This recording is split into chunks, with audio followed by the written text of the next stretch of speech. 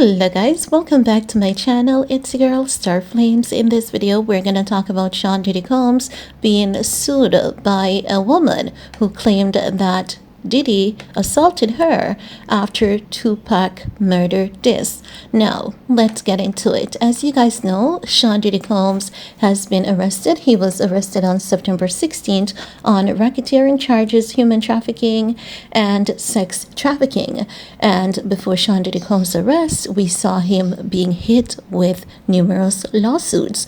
Following his arrest, nothing has changed as it relates to that. More women are stepping forward and exposing the rapper grim past. Let's get into this report because Diddy, according to the lawsuit, used a TV remote to I'm not sure if I can say that word, but to sexually assault a woman as payback for her telling him she believed he had something to do with Tupac Shakur's murder, at least according to the new lawsuit. The Bad Boy founder is being sued by a woman named Ashley Parham, who claims Diddy sexually assaulted her in a gangbang-style assault after she dissed him on a FaceTime call. Now, what this young lady is claiming about Sean Diddy Combs, I honestly believe, because if you guys remember this thing I cannot get out of my head with Young Miami telling academics that Diddy will force you to do something even if you don't want to do it. So on that memory, I honestly believe her. Now, according to the lawsuit obtained by TMZ, Parham met a friend of Diddy at a bar in February 2018, and he called Diddy on FaceTime. But Parham says she wasn't impressed by the man's famous friend telling Diddy to his face she thought he played a part in Tupac's death. Now, Parham claims Diddy told her she would pay for her Tupac comment and overall dismissal of him, and she says 1 month later Diddy's friend set her up for Diddy's assault. And I actually believe her because, as you guys know, Tupac Shakur's family, they are now hiring a investigator to investigate Sean Diddy Combs' possible connection into his death. But for those who have been keeping up with my channel, you would know that Sloan Bella had revealed a father-daughter duo that is responsible for the passing of Tupac Shakur. Now, what Sloan told us is that even though there are reports that, the car was fired at, she's saying it's not any of the bullets that were fired from the outside that caused Tupac Shakur to pass. It was actually a female who was in the car fired at Tupac, and people knows about it. Sloan told us that when it comes to light, we're going to be surprised. Many people are going to be surprised. Automatically, people started saying that it is Kidada and her dad, Quincy. But let's continue with this report, shall we? Now,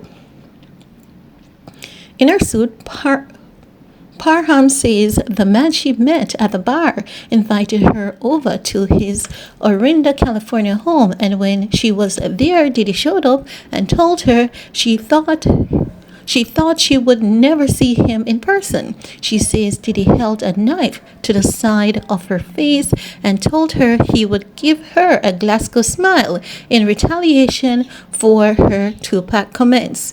They would call that like a telephone cut or something like that. So that's what she's talking about.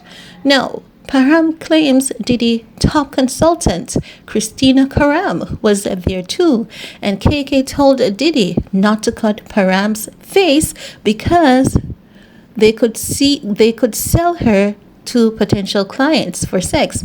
Parham claims KK then threatened to ship her off anywhere in the world, never to see her family again. I believe her with this part. I believe her. You know why? Sloan is telling us that we're going to learn about how Sean John came about. That's Diddy's clothing brand. She told us that we're going to learn the true reason why those garments were being shipped across the world and what was being really shipped in those containers. So I believe this lady more than any of the other lawsuits that claim that they were, at a bathroom. This lady is giving you a explanation of her experience that is unique to her.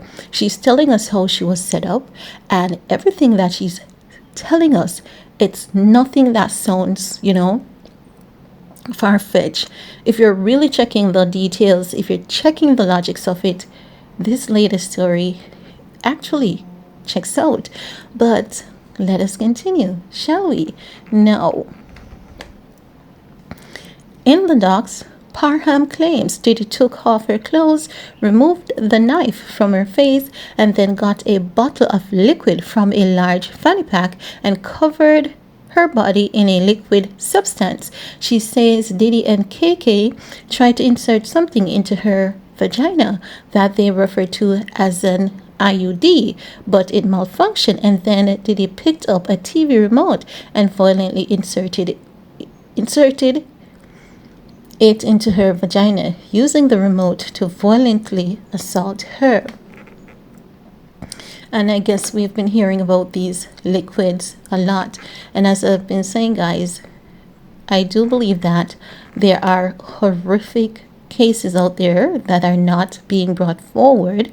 And as such, when his legal team requested that the identity of the accusers be revealed, I said, I think that's the right move, because that would also help the true victims to step forward, the people who really had an experience and are not scared to tell their story.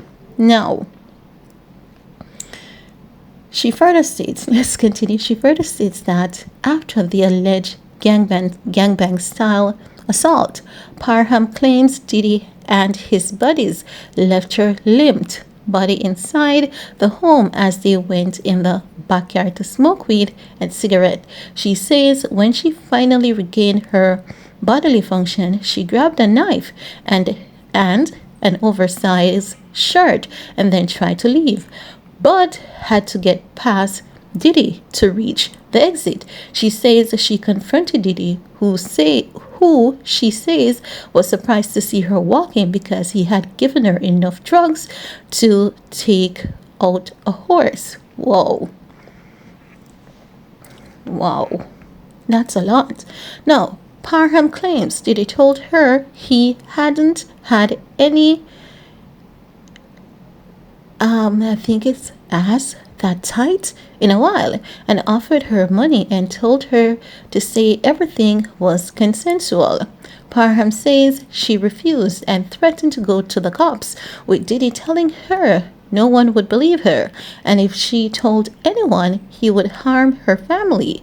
She says one of his associates showed her a phone that appeared to be live streaming videos from outside her sister's home. Very gruesome. In the suit, Parham claims Diddy even called his mom, Janice Combs, in an effort to convince her not to report the assault, and she says Diddy's mother yelled at her to not hurt her son and brushed off Parham's claims Diddy assaulted her. This is why the internet is dragging the mom. We believe that she knows about these things that her son has done. Even if she doesn't know everything, we believe that she knows quite a lot. But let us continue. Now, Parham claims Diddy told her he had gotten away with bigger crimes, and again referred to Tupac. Now, this part is making me not wanting to believe her, or it could be him using this to, intimidate her. I took out Tupac, and I can also do that to you, unless that's the case. No. She says the Tupac comment pissed off one of the men who was with Diddy, who drew a gun and later fired a shot that sent Diddy running. She says she then chased after Diddy with a knife, caught up to him, and was about to stab him when he started pleading for his life. She says she had a moment of clarity and ran for the exit, but Diddy chased her down and she wielded the blade at him, grazing his abdomen. That was a really, really wild night. Now, in the docks, Parham claims she escaped to the street and yelled for neighbors to call the cops. She then heard Diddy SUV speeding away from the home. Parham claims a sheriff from the Contra Costa County Department responded, and she told him she had been violently gangbanged by Diddy and others, but she doesn't believe the CCSD investigated her claims. She also says she reported the assault to Walnut Creek Police and Orinda Police Department, but was told no law enforcement agency had opened an active investigation into any of her reports. Now, if the reports are there, that would help to back up the statement, even if they did not did any investigation. It would be still good to find some trace of her actually making a report. No, they're saying that Parham's attorney in this lawsuit are Ariel Mitchell and Sean Perez. So this is separate from the 120 assault lawsuit. Texas attorney Tony Busby says he's filing against Diddy. In response, Diddy's camp tell TMZ numerous lawsuits, many of them by unidentified complainants, have been filed against Diddy in recent months with claims spanning from the false to outright absurd. They say multiple lawsuits have already been discredited, but these continued allegations, some lodged via 1-800 number, have irreparable damage to Diddy's case. They worry the media circus around his case will deprive their clients of a fair trial. So guys, that's the end of that wild lawsuit. That is wild, and those experiences horrific. And I do hope that there is something that can back up her claim, because this lady deserves, closure, to know that she had to fight like that, to know that she had to be so brave, and she fought back. At first, she was overpowered by all those men, but she did fight back, and she lives to tell her story. So I do hope that from the police reports that she has made, even though there's no investigation, I do hope that there's something from those sheriff office, those police department, that can help to back up her story, and she can get compensated, because everyone is suing for a compensation.